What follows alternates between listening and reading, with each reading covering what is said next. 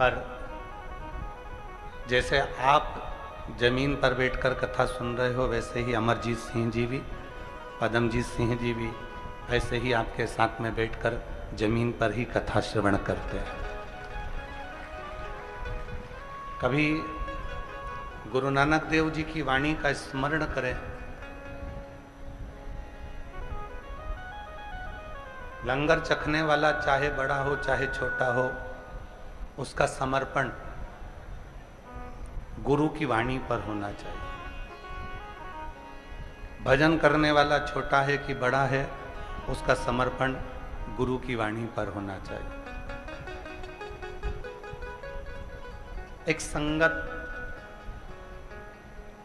जब कहीं जाती है, सत्संग करती है, तो वो संगत केवल एक ही चीज जानती है कि हमें परमात्मा का भजन कैसे करना, स्मरण कैसे करना। उस संगत को ये मतलब नहीं रहता कि हमको क्या भोजन मिला, क्या पानी मिला, कैसी रहने की व्यवस्था मिली, क्या मिला और क्या नहीं मिला। शिव महापुराण की कथा करते करते 30 वर्ष हमको भी हो गए, और इन 30 सालों में देखा है जो भी शिव भक्त शिव महापुराण की कथा को श्रवण करने के लिए आते हैं, जो असली श्रोता होते हैं, कथा सुनने वाले होते हैं, वो कभी भी किसी यजमान से, मीडिया से या कोई माइक लगाकर पूछे उससे भी ये नहीं कहते कि यहाँ पर क्या कमी है। हमेशा एक ही बात कहते हैं कि पूरी व्यवस्था है और हमको बाबा की कृपा है, यहाँ कोई कमी नहीं है। एक ही बात उनके मुख से निकल, मतलब संगत से ये मालूम पड़ जाता है कि ये संगत कैसी है, उसका ईश्वर के प्रति भाव कितना है, उसका स्मरण कितना, उसकी भक्ति कितनी है। कई मीडिया वाले पहुंचते हैं माइक ले लेकर, आप बताओ यहाँ कैसी व्यवस्था है, आपको कोई लाभ हुआ कि नहीं हुआ, क्यों आए हो, इतनी गर्मी में कैसे पहुँचे हो। जब आप अपना अनुभव उन मीडिया वालों को बताते हो कि बाबा ने हमारे ऊपर ये कृपा करी है, शिव जी ने हमको यहाँ बुलाया है, और व्यवस्था करने वाला कोई दूसरा नहीं, स्वयं देव अधिदेव महादेव है जो व्यवस्था करता है, आप और हम नहीं है। आपके और हमारे बस का कुछ भी नहीं है। तेरी कृपा बिना नहीं एक भी लेते श्वास तेरी कृपा से तनु तनु, बखान क्या करूं मैं लाखों के ढेर का, चपटी बहुत में खजाना कुबेर का। हे गंगाधार मुक्ति द्वार ओमकार तू, भोले ओमकार तू, आयो शरण तिहारी शंभो कारतार तू। कथा कराने वाला कोई मनुष्य नहीं होता। शिव महापुराण के महत्तम में लिखा है कि कथा करने वाला भी शिव ही है। कहीं ना कहीं भोले बाबा ने अमरजीत सिंह मेहता जी को, पदमजी मेहता जी को, उनके परिवार को यहाँ भटिंडा में रखा, और उनके माध्यम उनको बनाकर ये भगवान शिव की कथा संपूर्ण पंजाब वासियों को श्रवण कराने का सौभाग्य प्राप्त हुआ, भटिंडा वालों को सुना। एक लक्ष्य आपको भी बनाया है शिव ने।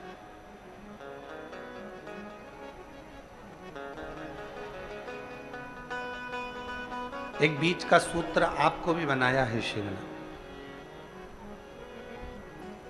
लिखा शिव महापुराण की कथा में, तुम रुका जी चंचुला देवी से कहते हैं जब कोई शंकर की कथा सुनकर जाता है, उसके मुख का दर्शन जो जो करता है, अधोगति में अगर उस जिस मार्ग से शिव पुराण की कथा सुनकर जाने वाला व्यक्ति जिस मार्ग से जा रहा हो, उस मार्ग में अगर कोई अधोगति में मर भी गया हो, किसी के प्राण छूट गए हों, कोई गर्भस्थ मर गया हो, कोई गर्भ से शांत हो गया हो, कोई अचानक एक्सीडेंट में चला गया हो, और वो जीवात्मा भी अगर भटक रही होती है, तो जो कथा श्रवण कर कर जा रहा होता है, उसके शरीर की तरंग से वो जीवात्मा तर जाती है, उसको पिंड की भी जरूरत नहीं पड़ती, पिंड की भी जरूरत नहीं पड़ती। ये कथा मानव के जीवन की व्यथा को मिटाने वाली। 3 क्रम है शिव महापुराण के। शिव महापुराण की कथा 3 बातों को मार्गदर्शन करती है। पहला, शिव को 1 लोटा जल चढ़ाओ, बन सके शिव की पूजन करो, साधना करो। कई लोग कहते हैं कि हम अगर घर में शंकर जी का शिवलिंग लाकर रख लेंगे, तो हम अगर बाहर गए, शिवलिंग घर में रह गया, कोई पूजन करे ना करे तो उसका दोष लगेगा। शिव महापुराण ने स्पष्ट कह दिया, घर के अंदर अगर आपने शिवलिंग लाकर रखा है, कोई शिवलिंग तुम्हारे घर के अंदर रखा है, तुम 2 महीना, 4 महीना, 6 महीना कहीं बाहर भी चले गए, 15 दिन भी चले गए, तुमने शिव जी पे जल नहीं भी चढ़ाया, तुमने शंकर जी की पूजन नहीं भी करी, अगर एक चावल का दाना या एक बेलपत्र शंकर के शिवलिंग पर चढ़ाकर तुम चले जाते हो, भले 8 दिन में आओ, 15 दिन में आओ, 20 दिन में आओ, 1 महीने में आओ, 6 महीने में आओ, तो भी तुमको कोई दोष नहीं लगता। शिव करुणा ही करते हैं और तुम्हारे घर की रक्षा ही करते हैं।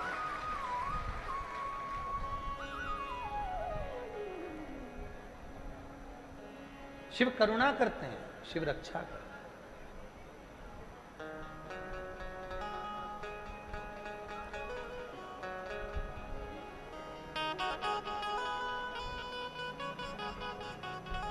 हम अगर शंकर जी पे जल नहीं चढ़ा पाए 15 दिन, 20 दिन, कई माताएं कहती हैं कि हमारा रजो धर्म आ जाता है, रजस्वला हो जाती हैं, हम 8-10 दिन काम नहीं कर पाती हैं, 4-6 दिन तक, तो शिव जी दोष तो नहीं देंगे? नहीं।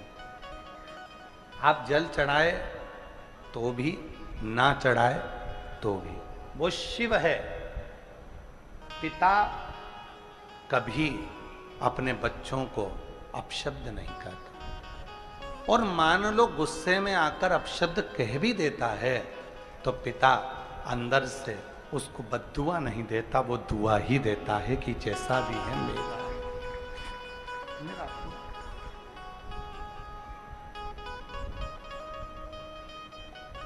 और मांगा है भोलेनाथ से वरदान लेके भी, मांगा है भोलेनाथ से वरदान लेके भी, तेरी कृपा बनी रहे जब तक है जिंदगी, तेरी कृपा बनी रहे जब तक है जिंदगी, मांगा है भोलेनाथ से वरदान वरदान लेके भी,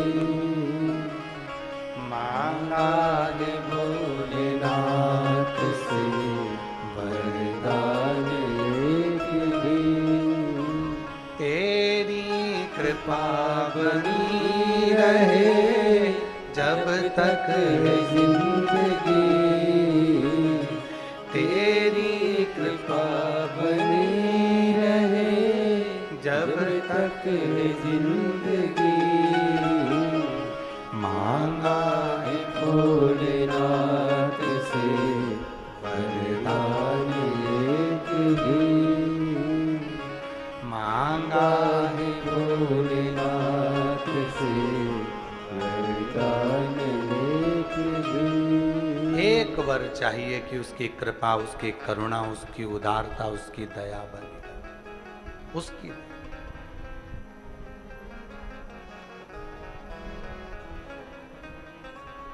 भगवान शंकर तुम्हारी जाति नहीं देखेगा,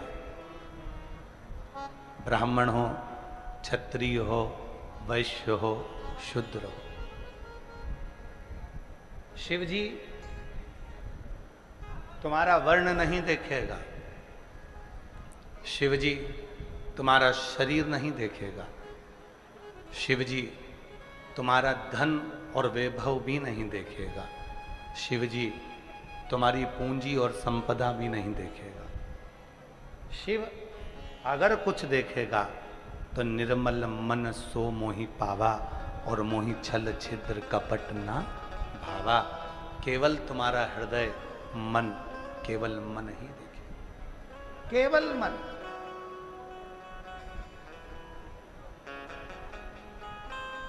मन के सिवा कुछ नहीं। और मन के सिवा उसको चाहिए भी क्या?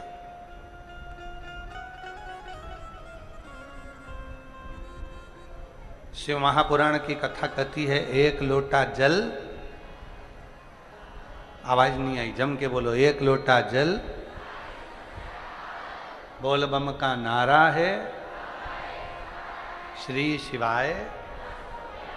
शिव महापुराण में ये नहीं कहा कि एक लोटा जल की जगह ये नहीं कहा कि तुमको 1 लीटर दूध चढ़ाना पड़ेगा, 5 लीटर दूध चढ़ाना पड़ेगा, 1 किलो दही चढ़ाना पड़ेगा, 25 किलो शक्कर चढ़ाना पड़ेगी, तुमको ये चढ़ाना। ना ना ना, जब तुम्हारी दुख की घड़ी आए बस दौड़ पड़ो, 1 लोटा जल भरा, शिव के मंदिर में पहुंच गए, शिवालय में पहुंच गए। शंकर का मंदिर पास में नहीं है तो अपने घर में जो शंकर जी का शिवलिंग है उस पर जल चढ़ा दिया, बस इतना करा और आनंद, सुख में।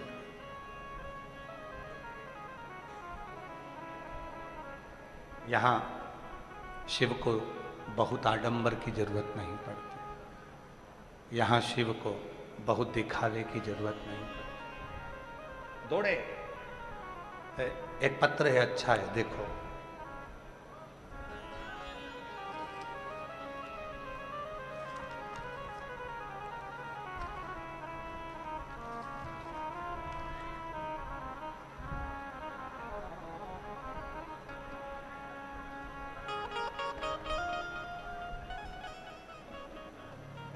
मैं रजनी, पति का नाम वेद प्रकाश, निवासी श्री गंगानगर, जिला राजस्थान।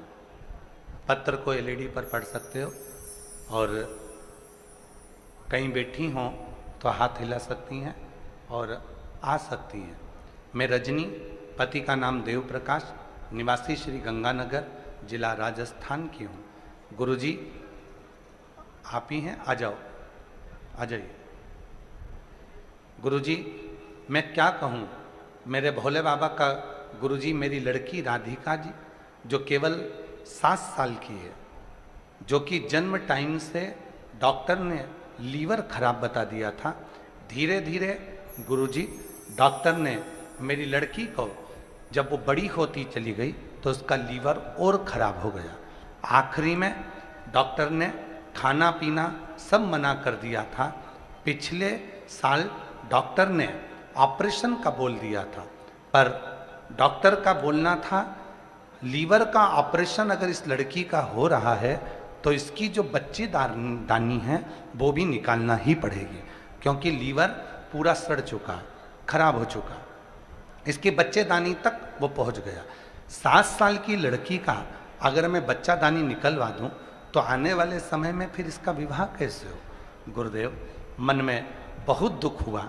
गुरुजी हम इतने दुखी हो गए कि ऑपरेशन कराएं कि ना कराएं। ऑपरेशन कराने का डॉक्टर बोल रहा है कि जरूरी है, ऑपरेशन नहीं कराओगे तो और तकलीफ होगी, और ऑपरेशन कराऊं तो बच्चा दानी भी निकालना पड़ेगी, और लड़की की उम्र केवल 7 साल है। अब करूं तो करूं क्या? गुरुजी मैं बहुत परेशान हो गई, दिन रात रोने लगी, मैं दिन रात रोने लगी। फिर मैंने टीवी पर आस्था चैनल पर आपकी कथा सुनी, जो पंजाब भटिंडा में 10/3/2025 को चल रही थी। गुरुजी उसी समय मैं अपनी बेटी को लेकर पंडाल में पहुंच गई। गुरुदेव मुझे नहीं मालूम था, मैं भटिंडा पहली बार आई थी गंगानगर से। अपनी लड़की को लेकर आस्था चैनल पर कथा सुनते सुनते मैं भटिंडा पहुंच गई। भटिंडा के पंडाल में मैं बैठ गई, अपनी लड़की को बिठा लिया, कथा सुनाई। वहाँ आप कहते हो कि कथा के पंडाल में जो मांगो वो मिलता है। मैं अपनी बेटी राधिका को उसके पेट पर और उसके शरीर पर कथा पंडाल की मिट्टी लगाती रही, साथ साथ मैंने उसको कथा सुनाई। एक पंडाल नहीं गुरुजी, मैं 4 पंडाल में उसको लेकर पहुंच गई, और बाबा की ऐसी कृपा हुई, आज मैं भटिंडा के ही कथा में धन्यवाद देने के लिए आई हूँ।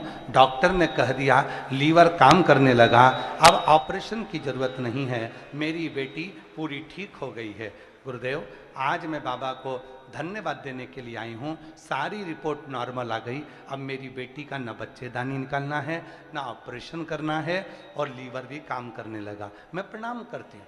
एक पत्र और बड़ा सुंदर है, देखिए कितना सुंदर पत्र, जरा पत्र को पढ़ा करो आप लोग भी साथ में। मेरा नाम भूमिका है, मैं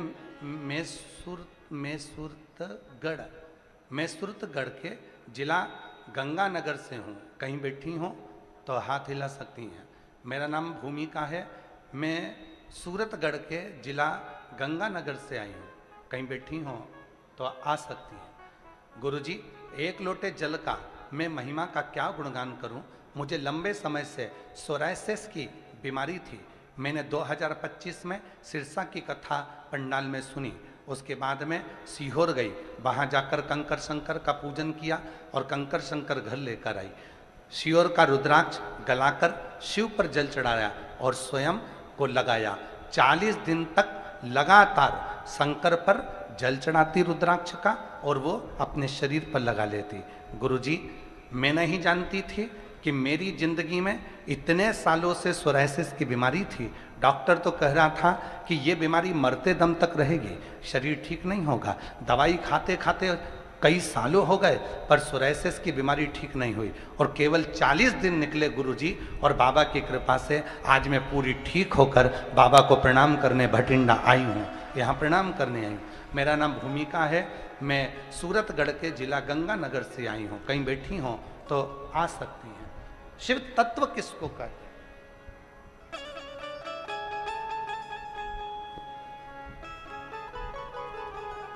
मांगा है भोलेनाथ से वरदान लेते मांगा है भोलेनाथ बोलो बोलो बोलो वरदान लेते तेरी कृपा बनी रहे जब तक है जिंदगी, तेरी कृपा बनी रहे जब तक है जिंदगी।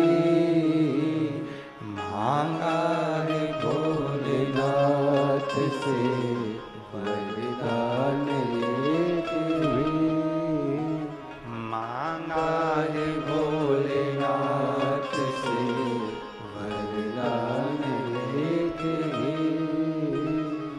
तेरी कृपा बनी रहे जब तक है जिंदगी,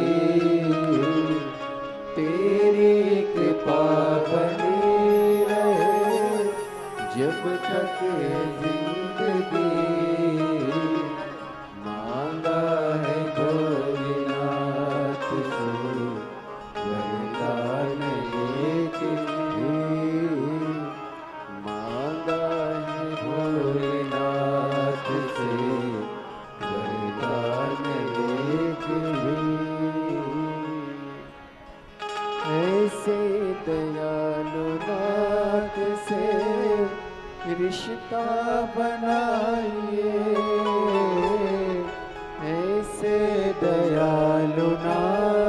से रिश्ता बनाइए, मिलता रहेगा आपको जो कुछ भी चाहिए, मिलता रहेगा आपको जो कुछ भी चाहिए। ऐसा करिश्मा होगा जो हुआ कभी नहीं, ऐसा करिश्मा होगा जो हुआ कभी नहीं। मांगा है भोलेनाथ से वरदान एक ही वर है, एक ही वरदान है, बस तेरी कृपा बनी, तेरी कृपा। शिव महापुराण कथा के 3 क्रम बताए। पहला, शिव को जल चढ़ाओ, पूजन करो।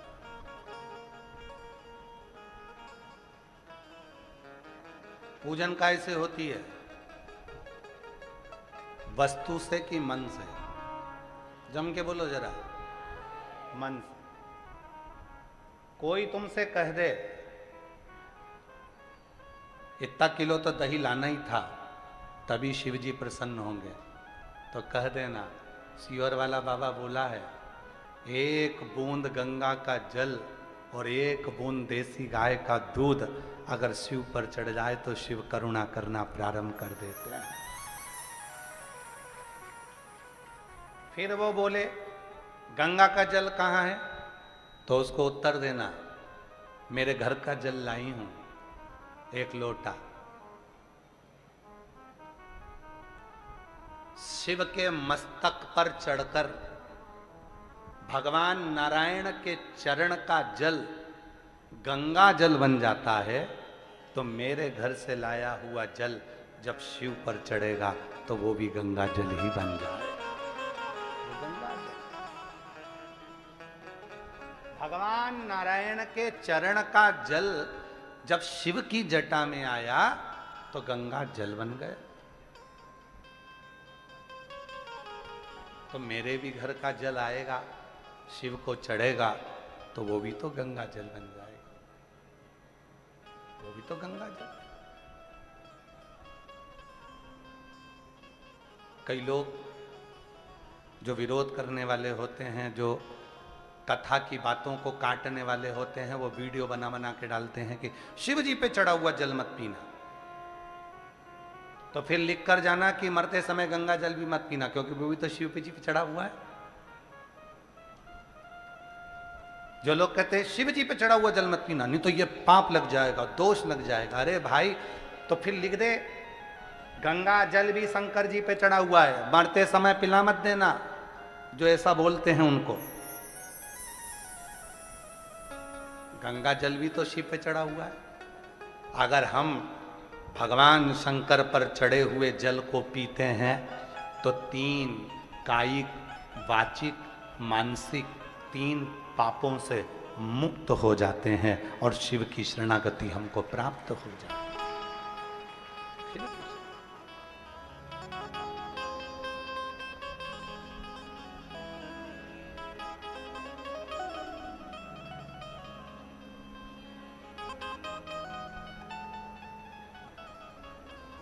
शिव शरणागति प्राप्त हो गई, सुख का अनुभव।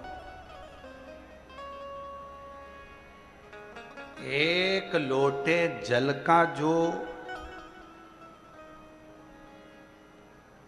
कर्ज है वो कोई साधारण नहीं है। एक हकीकत की कथा है इसी कलिकाल की।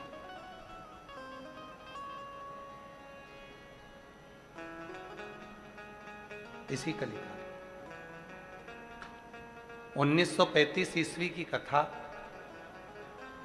इसी कलिकाल की, ग्वालियर के पास की है।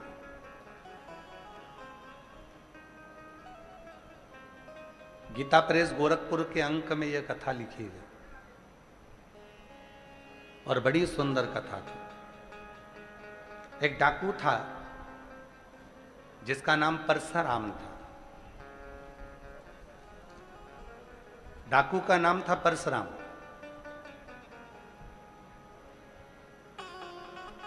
चैत्र का महीना था, बहुत तेज गर्मी पड़ रही थी।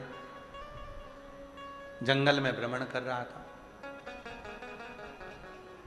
मुरैना के जंगलों में वो घूम रहा था।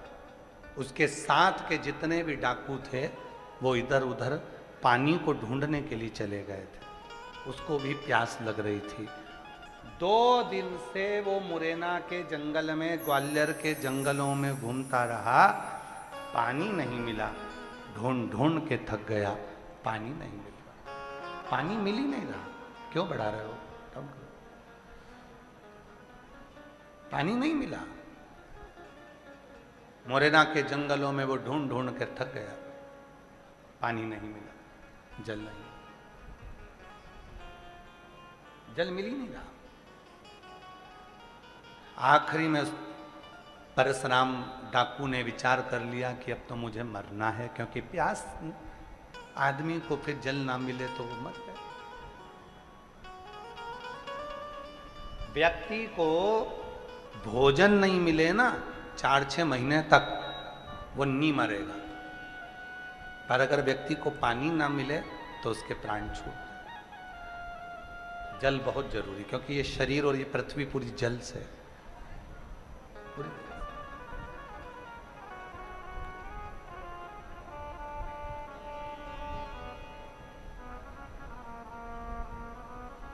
अगर सही समय पर व्यक्ति सही जल पीना प्रारंभ कर दे, रोज पानी पीना प्रारंभ कर दे, ज्यादा से ज्यादा शरीर में पानी जाना प्रारंभ कर दे, तो आधे से ज्यादा बीमारी तो समाप्त ही हो जाए। पर इतने आलसी लोग हो गए हैं कि पानी जब तक कोई दिखता नहीं है और किसी से मंगवाते नहीं है तब तक पीते भी नहीं, उठ के रसोई घर तक नहीं जाते। इतने आलसी बैठे रहेंगे, इंतजार करते रहेंगे, आन दो कोई आएगा तो मैं पानी मंगवा लूंगी, नहीं तो मोबाइल तो चला ही रहे थे। और फिर इंतजार करते करते कहीं का आया, फिर आवाज लगाया, हम बहन से कहा पानी ला दे। बहन बोली तू नहीं जा सकता।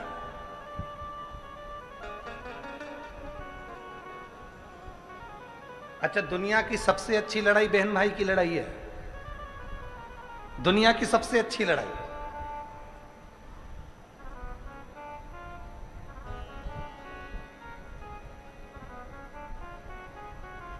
और उसके बाद जो लड़ाई है वो पति पत्नी की लड़ाई है। और ये पति पत्नी की लड़ाई तुम्हारी नहीं है, ये तो मां पार्वती जी ने शिव जी से 2 वर मांगे थे। शंकर भगवान से पार्वती जी ने 2 वर काशी में मांगे थे। शिव जी ने कहा मांग पार्वती क्या चाहिए? पार्वती ने कहा मुझे 2 वर चाहिए। एक वर ये, काशी में जो मरेगा उसको तारक मंत्र तुमको देना पड़ेगा, उसके कानों में गुरु मंत्र देना पड़ेगा। भगवान शंकर ने पार्वती को वचन दे दिया, जो काशी में मरेगा उसके कान में गुरु मंत्र मैं दूंगा। दूसरा वर पार्वती जी ने मांगा कि पति पत्नी में कितना भी झगड़ा हो, उनका आपस में प्रेम बहुत बढ़े, ये वर दे दीजिए। तो शिव जी ने वर दे दिया, वर दे दिया। इसलिए पति पत्नी का थोड़ा बहुत झगड़ा होना जरूरी है। वो झगड़ा करेंगे, प्रेम बढ़ेगा। पर इतना झगड़ा मत करना कि वो मायके और तुम्हारे घर। इतना झगड़ा भी नहीं, इतना झगड़ा भी नहीं होना चाहिए। और नहीं तो मालूम पड़े, वो एक किस्सा आता है ना, एक पति नोट जोड़ रहा था। एक पति बैठकर नोट जोड़ रहा था, तो उसका कोई नोट फट गया होगा तो वो जोड़ रहा था। इतने में पत्नी आई मायके से, और पत्नी ने आकर कहा क्या कर रहे हो? पति बोला पैसे जोड़ रहा हूं। पत्नी खुश होकर बोली मुझे मालूम था, मेरा बर्थडे आ रहा है ना, उसके लिए जोड़ रहे हो। पति बोला नीरी पगली, 500 का नोट फट गया था तो जोड़ रहा हूं। नोट फट गया इसलिए।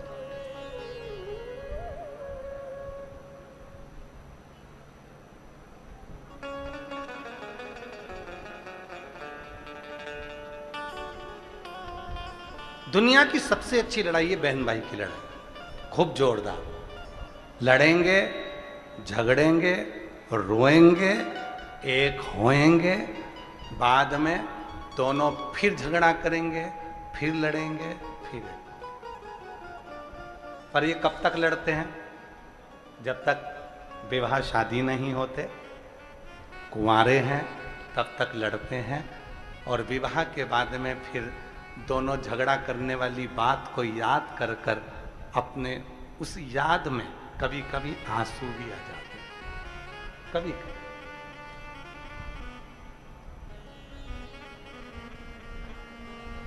स्नेह, प्रेम।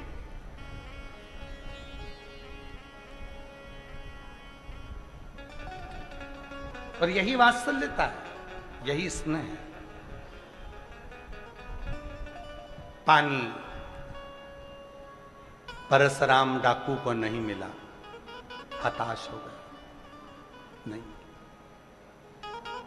हताश होकर परशुराम डाकू ग्वालियर मुरैना के जंगलों में भ्रमण करता करता करता करता आगे पहुंचा तो एक मट्टी का ओटला बना हुआ था। उस ओटले पर शंकर जी का शिवलिंग रखा हुआ था। परशुराम डाकू ने देखा कि वो मट्टी का ओटले पर जो शंकर जी का शिवलिंग रखा हुआ है, वो शिवलिंग पूरा की पूरा टेढ़ा हो रहा है, पूरा की पूरा टेढ़ा हो रहा, उसमें खड्डा हो गया और वो शिवलिंग पूरा तिरछा हो गया। परशुराम डाकू ने सोचा कि अब पानी नहीं मिल रहा है तो 5-10 मिनट घोड़े को बांधता हूं और इस शिवलिंग को मैं अपनी तलवार से पकड़कर सीधा कर देता हूं। परशुराम डाकू उतरा, घोड़े को बांधा और शिवलिंग को तलवार से सीधा करने लगा। शिवलिंग जब सीधा नहीं हो रहा था तो परशुराम डाकू ने शंकर जी से कहा, भोले बाबा तुम मेरे गुरु हो, तुम मेरे गुरु हो, मैं भी डाकू और अच्छा नंबर 1 का, और तुम भी कम नहीं हो। मैं डाका डालता हूं धन का, तुम डाका डालते हो मन का, लोगों का दिल चुरा लेते हो, हृदय चुरा लेते हो। बाबा आप मेरे गुरु हो, मेरा नाम परशुराम है, मैंने सुना है परशुराम भगवान के भी आप गुरु रहे हो, तो मेरे भी गुरु हो।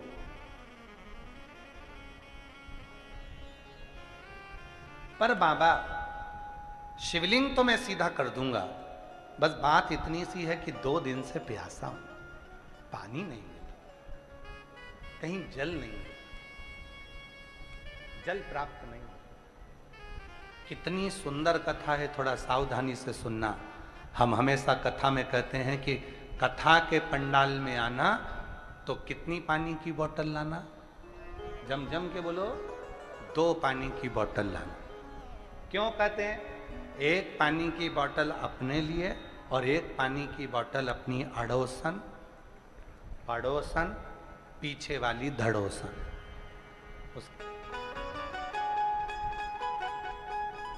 एक पानी की बोतल अपने लिए लेकर आओ और एक पानी की बोतल जो अपनी अड़ोसन, पड़ोसन, धड़ोसन है उसके लिए लेकर आओ।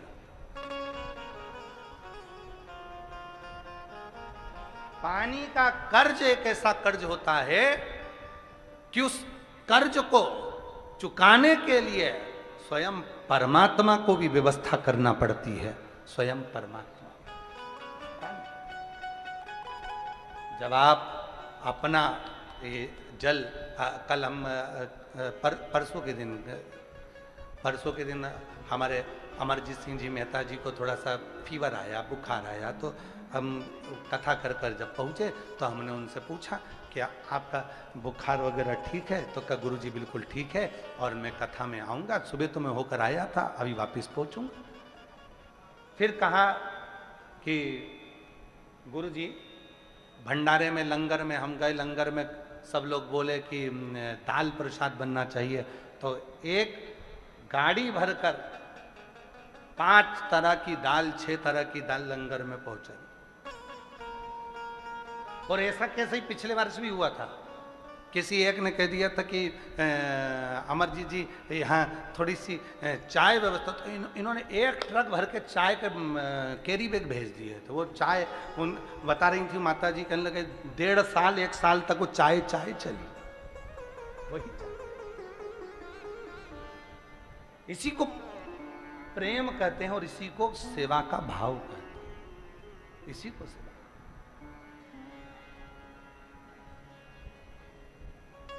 आप अभी वो बहन आई थी, कहाँ गई वो, अभी आई थी ना वो लेने के लिए बेलपत्र, कहाँ बैठी है, जरा खड़ी हो ना, कहाँ गई वो बता रही थी हम लोग आ रहे थे, 20 लोग गाड़ी में थे। हाँ, ये बहन बता रही थी 20 लोग गाड़ी में बस में आ रहे थे और कहीं कौन सा गांव बोला था उसने, कौन सा गांव बोला था, वहाँ बस कोई गांव बताया था यहीं आसपास, वहाँ वो बस जो है उसकी 20 लोग उस बस में थे और वो बस कहीं डामाडोल हो गई, कहीं फंस पलटी मार। जितने लोग बस में आ रहे थे सब वहीं पर, एक गाड़ी वाला पीछे से आता है, सबके मुख पर श्री शिवाय नमस्तुभ्यम था। एक गाड़ी वाला आया, गाड़ी रोकी, सबको निकालकर अपनी गाड़ी में बिठाया और बोलने लगा, आप भटिंडा जा रहे हो, चलो मैं तुम्हें शिव पुराण तक छोड़कर आता हूं, और लाकर यहां बिठा गया। तो बहन जी के शब्द है, जो पत्र लेने, बेलपत्र लेने आई थी। कहीं कौन सा गांव भी बताया था कि जहां वो बस डामाडोल होकर कहीं गिरी पड़ी, जो भी हुआ। गंगानगर से चले थे, कौन आया, कौन पहुंचा, कौन लेकर यहां छोड़ गया, सबको इकट्ठा कर कर बिठाकर, किसी की उंगली में खरोच न आई, कोई दूसरा नहीं था। ना जाने किस वेश में नारायण मिल जाए, कब वो आता है कब चला जाता है पता ही नहीं। क्या बात,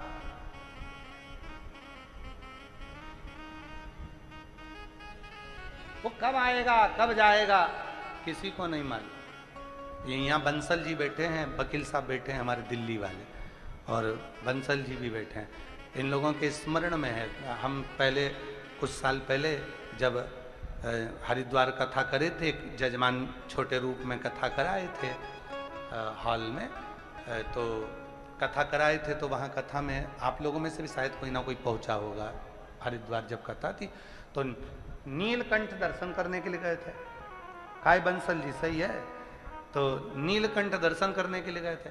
नीलकंठ दर्शन कर कर आ रहे थे और जो ड्राइवर था उसको आ गई झपकी, और झपकी आने पर ड्राइवर की ना जाने कैसी झपकी लगी और वो गाड़ी पत्थर से टकराई। इधर तो गंगा जी बह रही थी, इधर पहाड़ था, और वो गाड़ी पत्थर से टकराकर 1 राउंड 2 राउंड और तीसरा राउंड लेने ही वाली थी।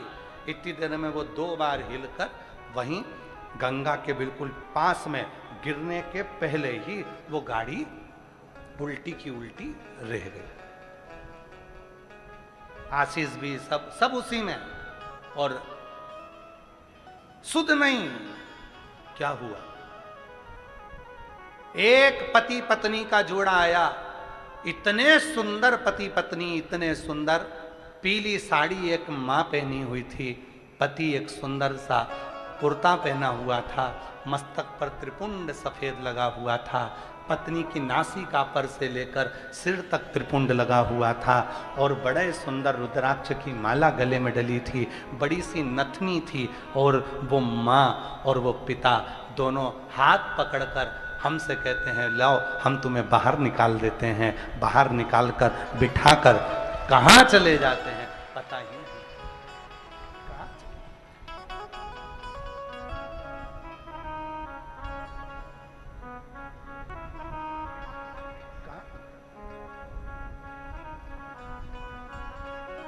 उसको पहचानना कठिन है, बहुत कठिन,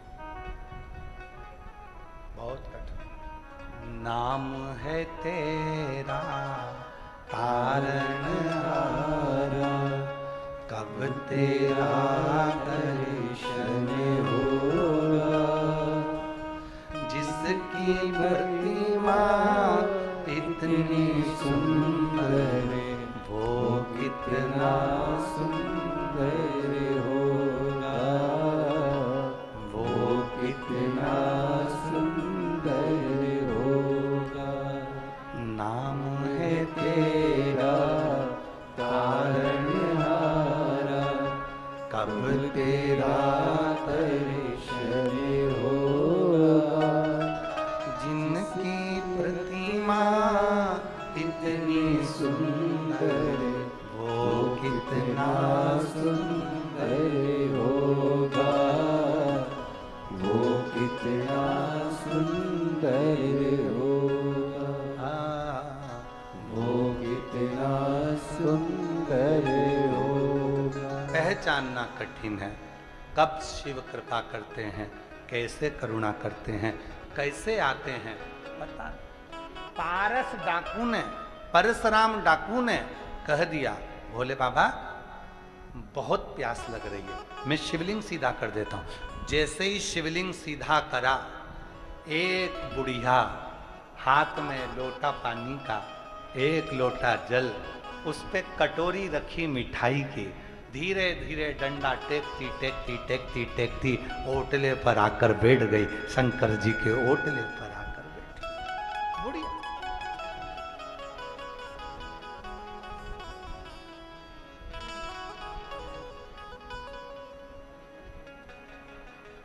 डंडा टेकते टेकते वो आई और ओटले पर आकर बैठ गई। बेटी, परशुराम डाकू को थोड़ा सा डर लगा, क्या पता कौन है। परशुराम डाकू ने पूछा, तुम कौन हो? पास के गांव में रहती हूं। अच्छा, यहां क्यों आई हो? शिव जी को एक लोटा जल चढ़ाने आई। अच्छा,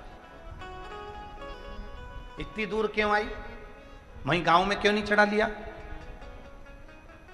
मेरा बेटा था, नर्मदा जी नहाने गया था, वहां से ये शिवलिंग लेकर आया था। एक ओटला बनाकर उसने यहां रख दिया था।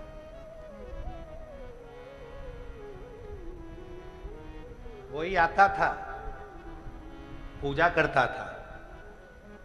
एक बीमारी आ गई हमारे गांव में, मेरा बेटा भी मर गया, बहू भी मर गई, उसका लड़का भी मर गया, बस एक लड़की उसकी है, चंपा उसका नाम है, वो मेरे पास में रहती है। चंपा रहती है। अच्छा, अब वो नहीं है ना, तो कभी कभी जल चढ़ाने के लिए मैं आ जाती हूं। मां, चढ़ाओ जल शिव जी को। बूढ़ी मां ने कहा, मुझे ऐसा लगता है कि तुमको प्यास लगी है, जल तो मैं बाद में आकर चढ़ा दूंगी, लो तुम पानी पी लो। एक लोटा जल बूढ़ी मां ने परशुराम डाकू को दिया, मीठे की कटोरी दे दी। परशुराम डाकू ने मिठाई खाई, पानी पी गया, और पानी जो पिया तो परशुराम डाकू की आंख में जल भरकर महादेव से कहता है, मैंने तो तुझसे कहा था कि प्यास लगी है, और जल बुढ़िया लेकर आ गई। जल बुढ़िया लेकर आ गई, मैंने तो तुझसे कहा था। डाकुओं के रिकॉर्ड में परशुराम डाकू का चरित्र आज भी लिखा हुआ है ग्वालियर के रिकॉर्ड में, आप उसको पढ़ो, मिलेगा। बुढ़िया लेकर आ गई। बूढ़ी मां वापिस जाने लगी। परशुराम डाकू ने कहा, मां जा रही हो? हाँ। इतनी जल्दी क्या है? बूढ़ी मां कहने लगी, मेरी पोती है ना चंपा, उसका विवाह है। बैसाख के महीने में पंचमी तिथि को मेरी बेटी का ब्याह है, उसकी बारात आई, पर बेटा नहीं है, बहू नहीं है, कोई कमाने वाला नहीं है, घर में कुछ भी नहीं है, मेरे को पूरे गांव में जाकर थोड़ा थोड़ा सा मांगना पड़ेगा, तब तो मेरी बेटी का ब्याह होगा। परशुराम डाकू ने कहा, मां तेरा एक लोटा जल पिया है, मैंने अपने गुरु के मुख से सुना था, एक लोटा जल जब शंकर जी के ऊपर चढ़ता है, शंकर भगवान उस जल चढ़ाने वाले के कर्जदार हो जाते हैं और कर्जा चुकाने उसके घर जरूर जाते हैं।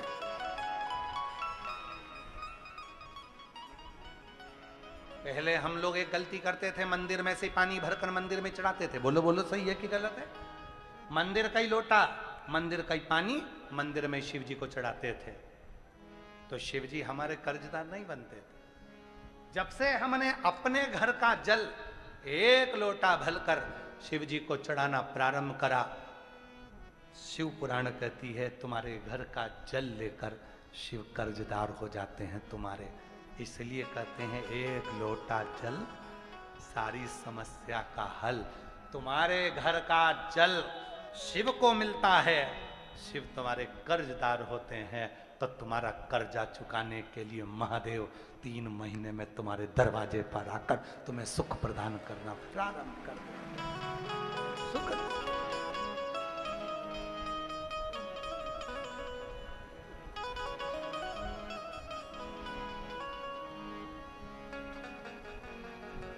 उसका स्मरण रहे, उसकी वो जब दुख आया तब वही आया। फिर वही वाली लाइन स्मरण आ गई, ओ भीड़ में तन्हाई में प्यार की गहराई में मुझे तुम याद आते हो, मुझे तुम याद आते हो। भीड़ में तन्हाई में प्यार की गहराई में मुझे तुम याद आते हो, मुझे तुम याद आते हो। भोले तुम याद आते हो, भोले तुम याद आते हो। दुख आया वो याद आया, वो याद आया। आज पूरी दुनिया, पूरा विश्व अचंभे में पड़ा हुआ है कि वो सीहोर वाला बाबा एक लोटे जल में सारी समस्या का हल कैसे ढूंढ लेता है।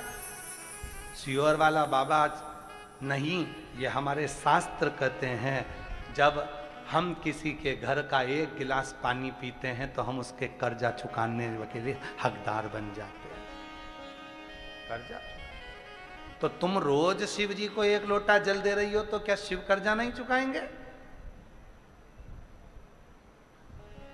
क्या तुम्हारे दरवाजे पर आकर तुम्हारा दुख नहीं मिटाएंगे? आएगा, वो आएगा, जरूर आएगा, जरूर आएगा।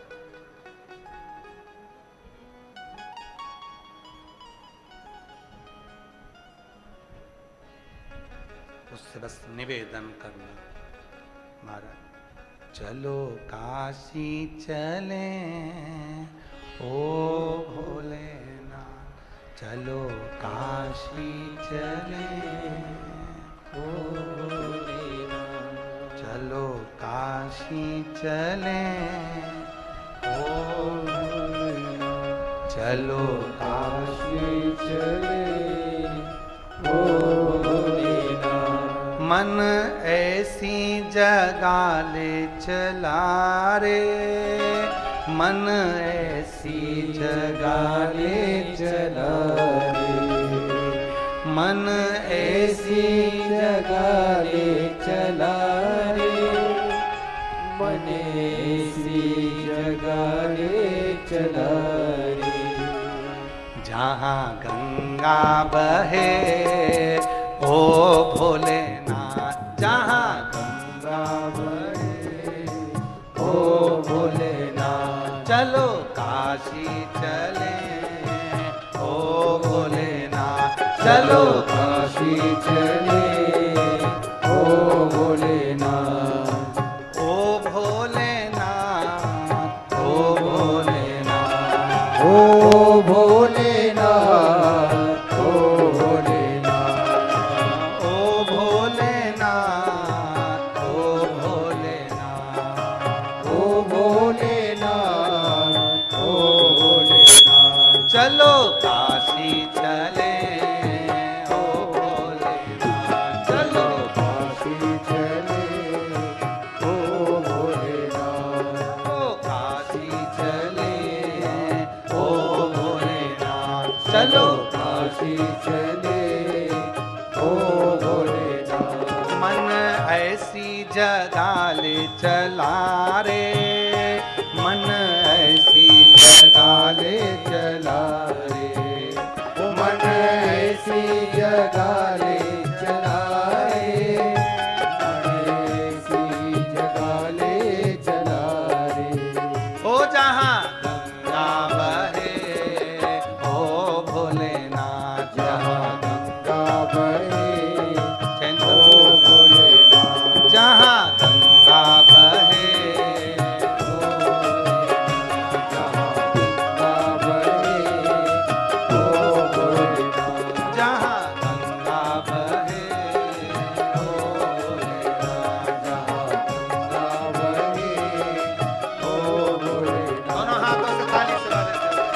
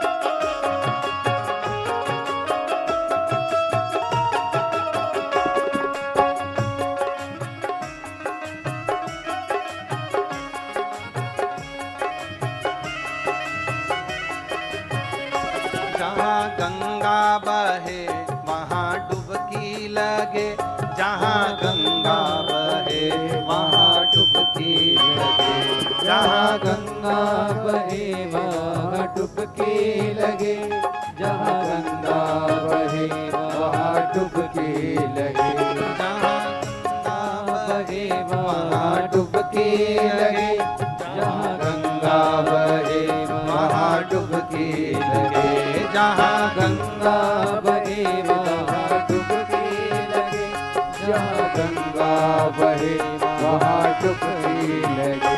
वहाँ पाप धुले ओ भोलेनाथ, वहाँ पाप धुले ओ भोलेनाथ, वहाँ पाप धुले ओ भोलेनाथ। वहाँ पाप धुले ओ भोलेनाथ। चलो काशी चले ओ भोलेनाथ। चलो काशी चले ओ भोलेनाथ। चलो काशी चले ओ भोलेनाथ, चलो काशी चले ओ भोलेनाथ। ओ भोलेनाथ, ओ भोलेनाथ, ओ भोलेनाथ, ओ भोलेनाथ, ओ भोलेनाथ, ओ भोलेनाथ, ओ भोलेनाथ। चलो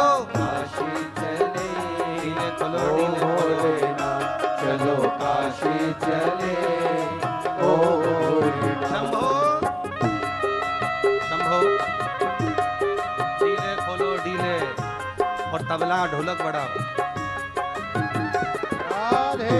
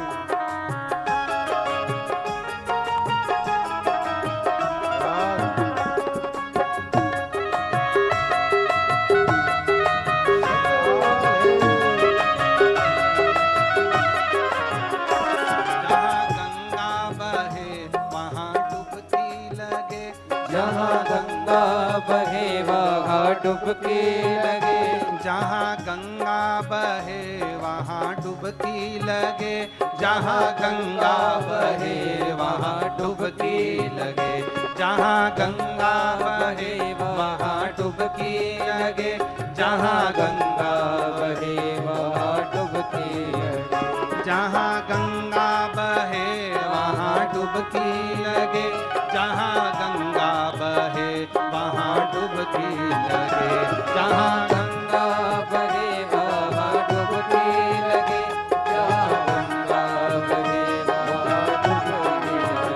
वहाँ पाप धुले ओ भोलेनाथ, वहाँ पाप धुले ओ भोलेनाथ, वहाँ पाप धुले ओ भोलेनाथ, वहाँ पाप धुले ओ भोलेनाथ। चलो काशी चले ओ भोलेनाथ, चलो काशी चले ओ भोलेनाथ।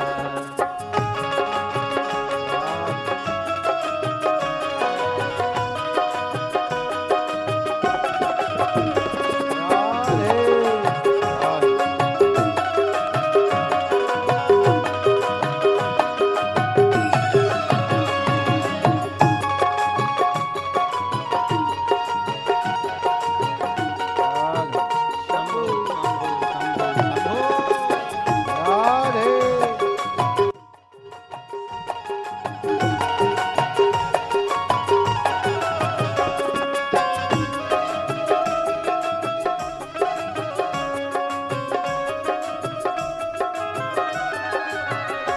मन ऐसी जगह ले चला रे, मन ऐसी जगह ले चला रे, मन ऐसी जगह ले चला रे, मन ऐसी पीछे वालों। जगह ले चला रे, मन ऐसी जगह ले चला रे, मन ऐसी जगह ले चला रे, ओ मन ऐसी जगह ले चला रे, मन ऐसी जगह ले चला रे। जहाँ सुकून मिले ओ भोलेनाथ, जहाँ सुख मिले ओ भोलेनाथ, जहाँ शांति मिले ओ भोलेनाथ, जहाँ सुख मिले ओ भोलेनाथ, ओ भोलेनाथ, ओ भोलेनाथ।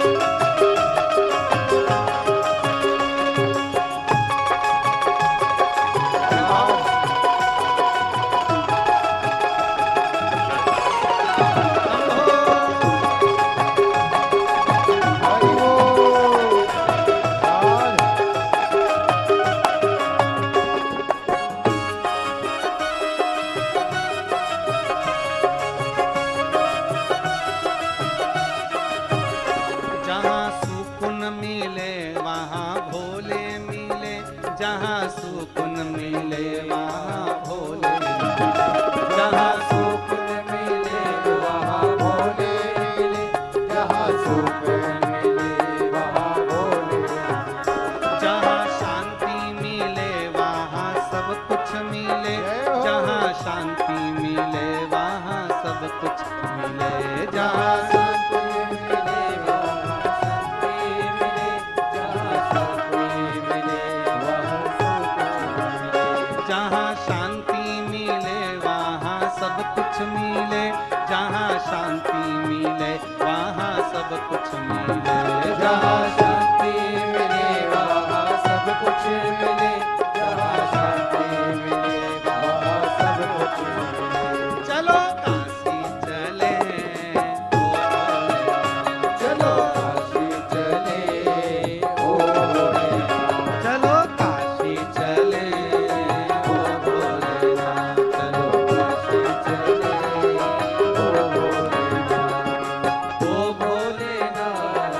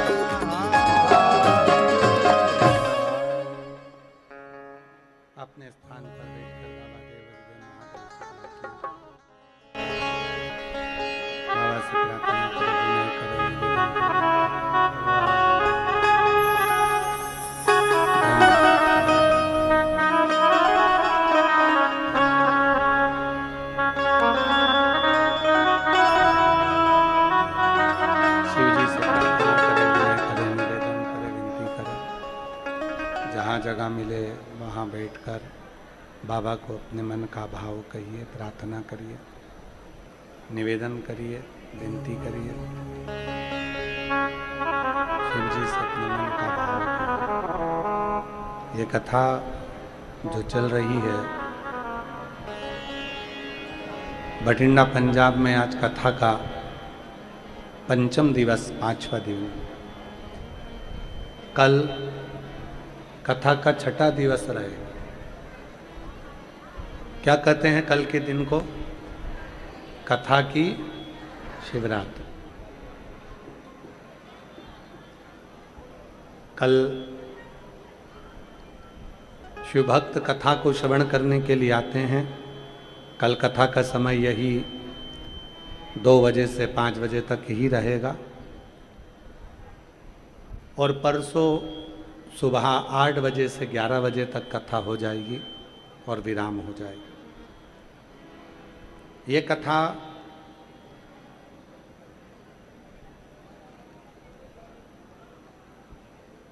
चौबीस जून को यहाँ भटिंडा पंजाब में विराम होगी। उसके बाद अनुष्ठान में हम रहेंगे 7 दिन तक। फिर 8 जुलाई से 14 जुलाई तक ऑनलाइन शिव महापुराण की कथा श्रवण करने का आप लोगों को सौभाग्य प्राप्त होगा। गुरु पूर्णिमा महोत्सव सीहोर कुबरेश्वर धाम पर 24 तारीख से 24 जुलाई से प्रारंभ होगा, जो 28 जुलाई तक शिव महापुराण की कथा 5 दिन की रहेगी सीहोर में। 29 जुलाई को गुरु दीक्षा महोत्सव रहेगा, शिव दीक्षा उत्सव रहेगा और 30 जुलाई से 1 महीने का कावड़ मेला सीहोर कुबरेश्वर धाम का प्रारंभ हो जाएगा। लोग अपने अपने घर से जल लाते हैं, कोई सीवन माँ का जल भरता है और माँ सीवन का जल भरकर 11 किलोमीटर तक पैदल पैदल पैदल पैदल बाबा को समर्पित करता है। कई लोग घर से जल लेकर आते हैं, रेलवे स्टेशन पर उतरकर कंधे पर ही कावड़ लेकर पैदल पैदल कुबरेश्वर बाबा की भूमि पर चल देते हैं। हृदय से 12 ज्योतिर्लिंग पर जाकर तो लोग कावड़ नहीं चढ़ा सकते, पर 12 ज्योतिर्लिंग का जो मध्य बिंदु है कुबरेश्वर धाम, जहां लोग कावड़ चढ़ाने के लिए आते हैं और 12 ज्योतिर्लिंग का पुण्य फल प्राप्त कर लेते हैं।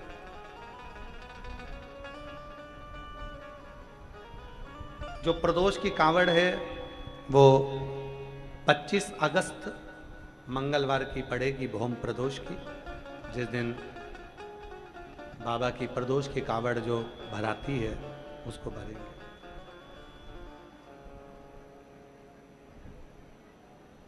मन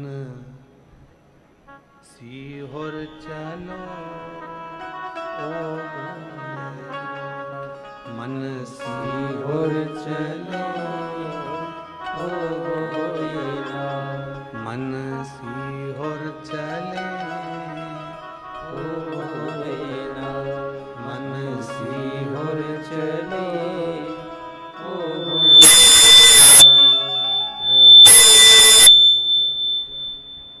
प्रभु आपकी जय हो।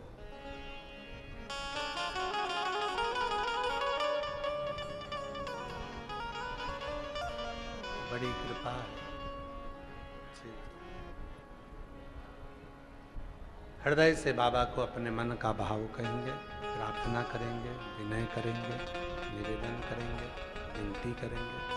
बाबा को अपने मन की बात कहकर बाबा को शंभो शंभो शंभो शंभो। जब एक बार सेट हो जाता है तो उसको बिगाड़ते क्यों हैं ये समझ में नहीं आता है। शंभो शंभो।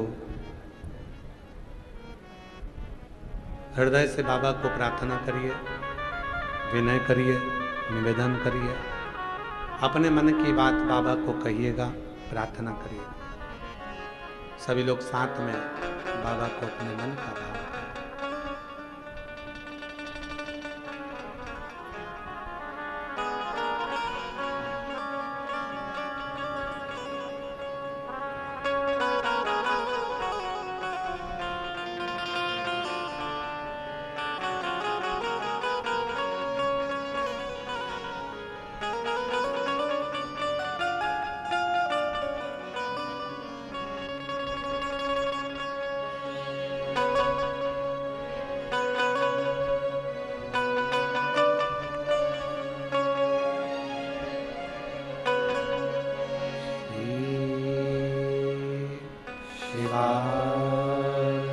नमस्तुभ्यं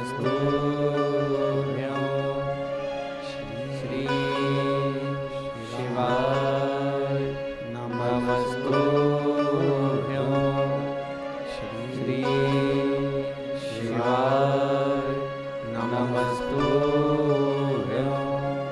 श्री शिवाय नमस्तुभ्यं श्री शिवाय नमस्तु भोला सब दुख काटो ओ भोला सब दुख काटो शिव शंकर जपो तेरी माला भोले बाबा जपो तेरी माला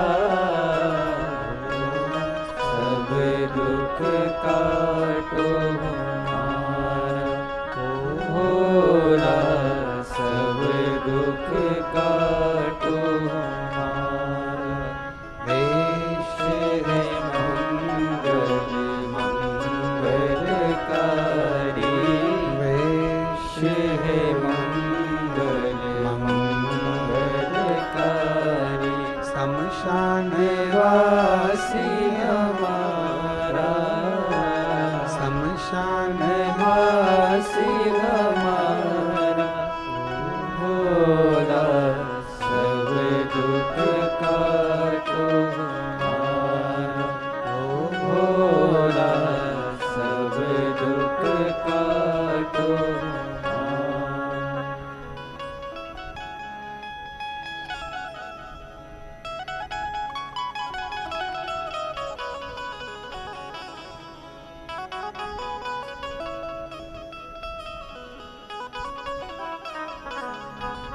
बाबा देवाधिदेव महादेव भगवान शिव घरदानी प्रकारदर्शी कैलाशी विनाशी भगवान शिव की पवित्र कथा कर रही है।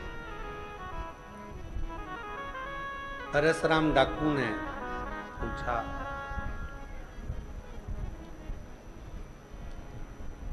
मां तू इतनी जल्दी घर क्यों जा रही है? कहा, बेटा बेटा नहीं है, बहू नहीं है, पोता नहीं है, चंपा मेरी बेटी पोती का विवाह है।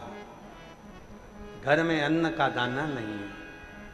गांव में जाऊंगी मांगूंगी, बाहर का प्रेशर खोलो,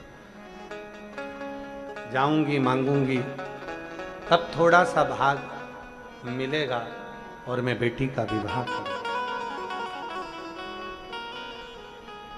मां मैंने तेरा एक लोटा जल पिया है और मैंने अपने गुरु के मुख से सुना है, शिव एक लोटा जल यदि किसी के घर का ले लेते हैं तो शिव उसका कर्जा चुकाने के लिए उसके दरवाजे पर पहुंचकर उसका कार्य पूर्ण जरूर करते हैं। कार्य पूर्ण जरूर।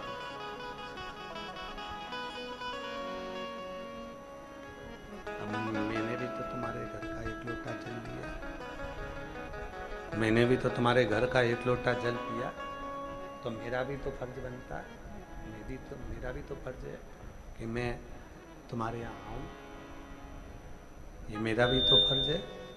शंभु शंभु शंभु शंभु शंभु शंभु, मेरा भी तो फर्ज है कि मैं उस एक लोटे जल का कर्ज चुकाने के लिए तुम्हारे यहाँ पहुंचूं।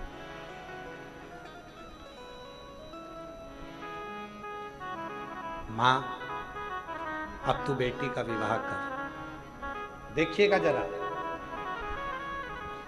शिव जी के शिवलिंग तिरछा था, उसको सीधा करा और बाबा से विनती करी कि मुझे प्यास लगी है, जल की याचना करी कि मुझे भूख प्यास लग रही है, कहीं से मुझे पानी प्राप्त हो जाए, मैं जल पी लूं। रिंकू तुम तुम्हारे हिसाब से कर लो, आशीष तुम ऊपर जा, तो इनको कर लें तो जरा सेट करें तो साउंड चले।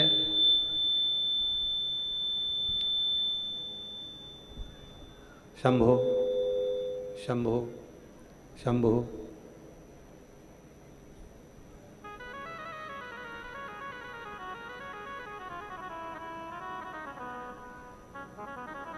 शिव जी एक लोटे जल का यदि कर्ज चुकाते हैं तो मेरा भी फर्ज है कि मैं भी उस एक लोटे जल का कर्ज चुकाऊं, मैं भी उस एक लोटे जल का कर्ज अदा करूं, कर्ज चुकाऊं। मां तो चंपा का विवाह कर, तो चंपा की शादी कर,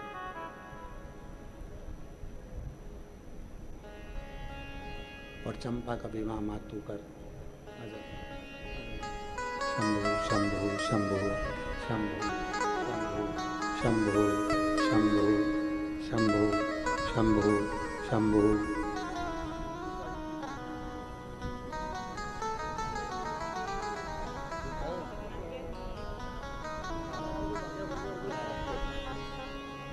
ये बेटी को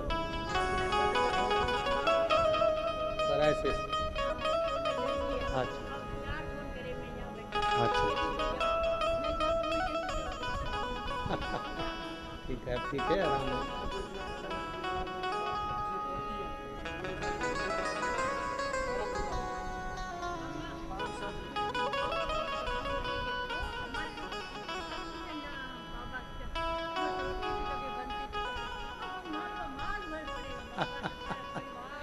माँ कह रही है पहले ये स्थिति थी कि कभी दिन तो रोटी बनती थी और घर में कभी दिन नहीं बनती थी। इतनी स्थिति खराब थी।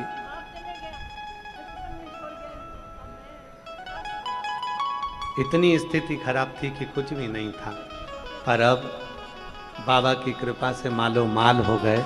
ये शिव की करुणा है, कृपा है।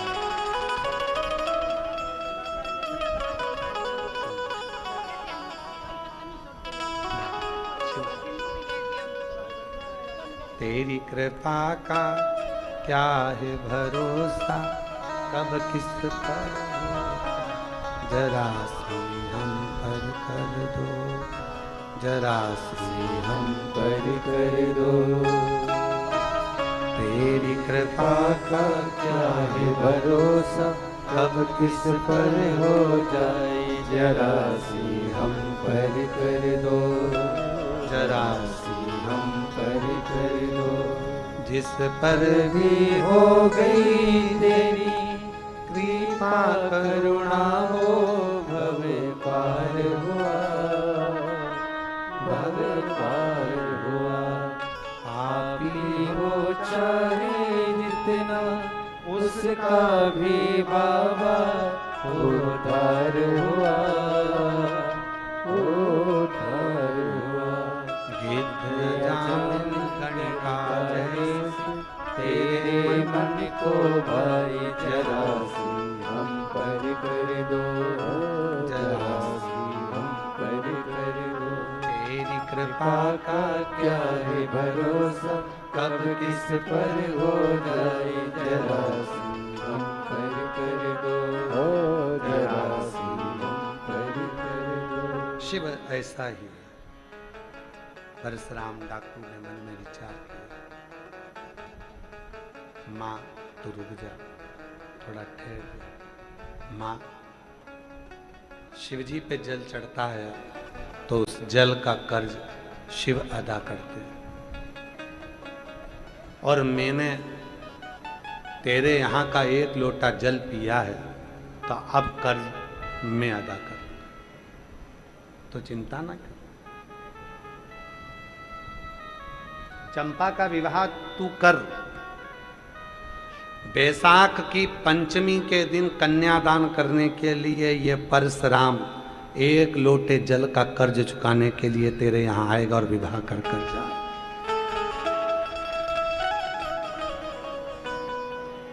एक लोटे जल ने परशुराम को तृप्त किया, और वही एक लोटे जल ने वो माँ के घर में चंपा का विवाह कर दिया।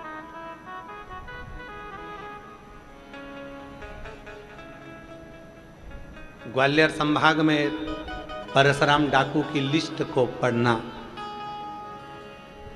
25,000 रुपए तो उस पर इनाम रखा था पकड़ाने वाले को,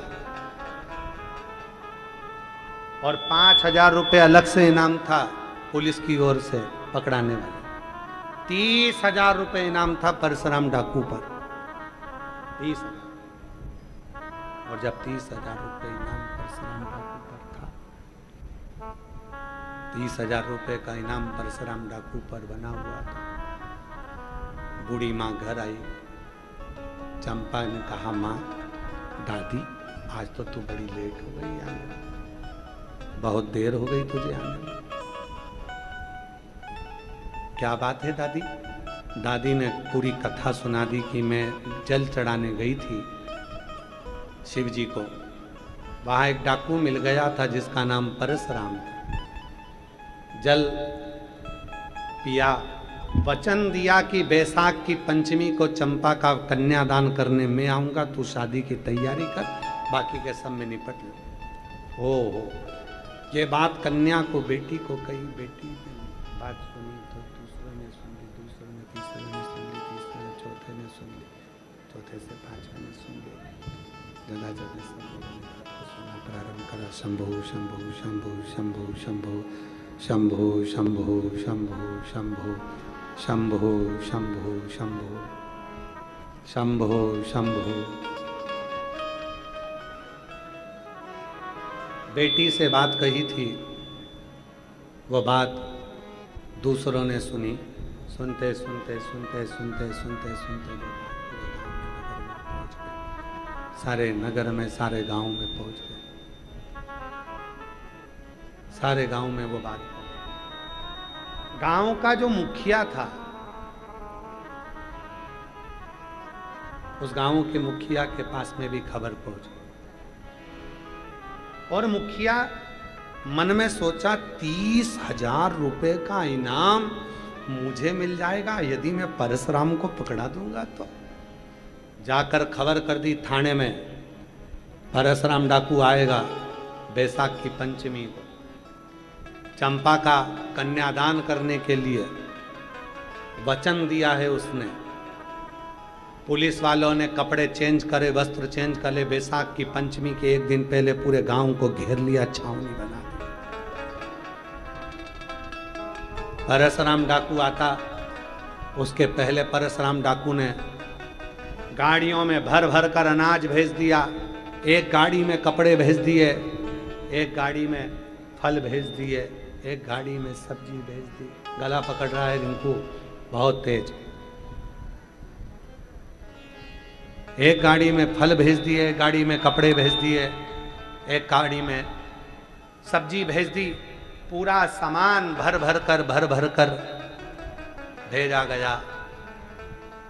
गांव के लोग गाड़ी वालों को रोक कर पूछा, ये सामान कहां लेकर गए? कहा वो चंपा के घर जा रहे, उसकी शादी है। चंपा के घर? हाँ, उसकी शादी, विवाह है उसका। किसने भेजा है? पता नहीं, हम तो किराए से गाड़ी चलाते हैं, गाड़ी भी किराए की है। भेजने वाले ने कहा था बस मत दिया ना, और अगर नहीं रखे तो जबरदस्ती देकर आना, तो हम लेकर आ गए। गाड़ी का पैसा कौन देगा? तो कहे वो तो दे दिया जिसने भेजी उसने। अच्छा, भर भर कर 4 व्हीलर गाड़ियां आई, जीप में सामान भरा था, और जीप भरा भरा कर आकर सामान उतार कर चली गई। विवाह पूरा होने लगा। पंचमी आ गई, बैसाख की, कन्यादान का दिन था, और परशुराम डाकू उसी दिन अपने वचन को निभाने के लिए, कन्यादान करने के लिए पहुंच गया। अंदर गया, कन्या शादी पूरी हो चुकी थी, कन्यादान का समय था। परशुराम ने कन्यादान करा, सोने की असरफियाँ दी और वहाँ से चला। इतने में तो बाहर पुलिस ने घेरा।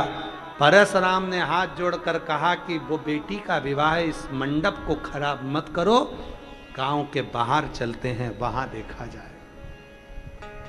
गांव के बाहर गया परशुराम डाकू, और जो फायरिंग पर फायरिंग हुई, बंदूक इधर से पुलिस की, इधर से डाकुओं की चलना प्रारंभ हुई।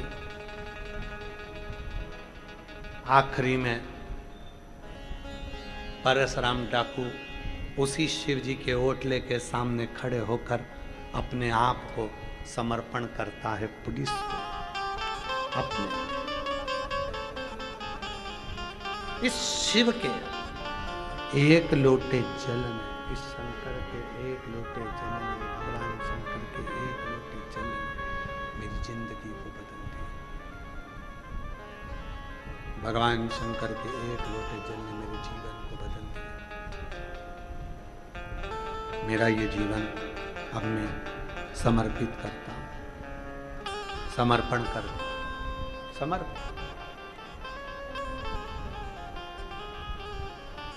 समर्पण करते से ही अदालत ने परशुराम को छोड़ दिया। परशुराम हरिद्वार चले गए, वहीं पर रहकर गंगा के तट पर शिव की साधना करते और एक दिन गंगा के जल में समाधि ले ली और गंगा में समाहित हो गए। ये शिव पुराण की कथा में जो परशुराम डाकू का चरित्र आपको अभी कलिकाल का जो श्रवण कराया, वो श्रवण कराने का कारण केवल एक है कि तुम्हारे एक लोटे जल के कर्ज को चुकाने के लिए जब तुम अपने घर से एक लोटा जल शिव जी को चढ़ाने के लिए लेकर जाते हो, दुनिया के लोग कहते हैं आखिर एक लोटा जल समस्या का हल कैसे हो सकता है। उसकी कथा ये कहती है कि एक लोटा जल भगवान शंकर पर कर्जा कर देता है और शिव से कर्जे को चुकाने के लिए 3 महीने के अंदर तुम्हारा भंडार भरना प्रारंभ कर देते हैं। परशुराम भी वो एक लोटे जल का कर्ज चुकाने के लिए तैयार हो वो एक लोटा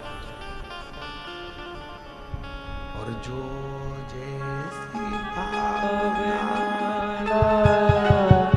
वो वैसा ही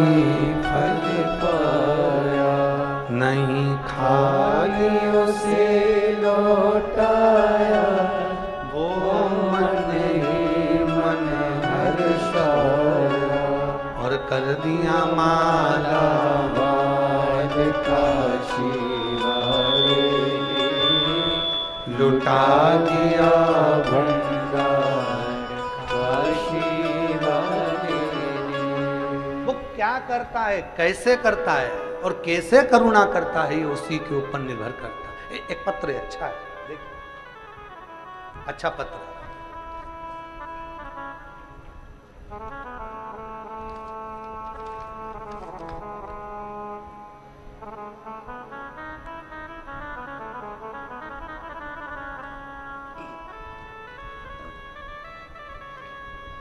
मेरा नाम ममता रानी, पति का नाम पवन कुमार, किशनपुरा, एलनाबाद, सिरसा। कहीं बैठी हों तो हाथ हिला सकती हैं और आ सकती हैं। बाबा से विनय करती हूँ कि हर साल खुशियों भरा पत्र लिखूं। गुरुजी, मैं श्री पदमजीत जी मेहता जी को, अमरजीत सिंह जी मेहता जी को बहुत बहुत साधुवाद देती हूँ, जिन्होंने इस कथा की दिव्यता 3 वर्षों से लगातार हमको श्रवण करा रहे हैं। गुरुदेव, एक लोटे जल और पशुपति व्रत का मैं क्या वर्णन करूं। मेरा बेटा बीटेक इंजीनियर की पढ़ाई करना चाहता था और तैयारी करवाने के लिए मेरे पास इतना धन नहीं था। उसकी तैयारी किस बड़े इंस्टीट्यूट से करवा सकूं, और हमने भगवान के भरोसे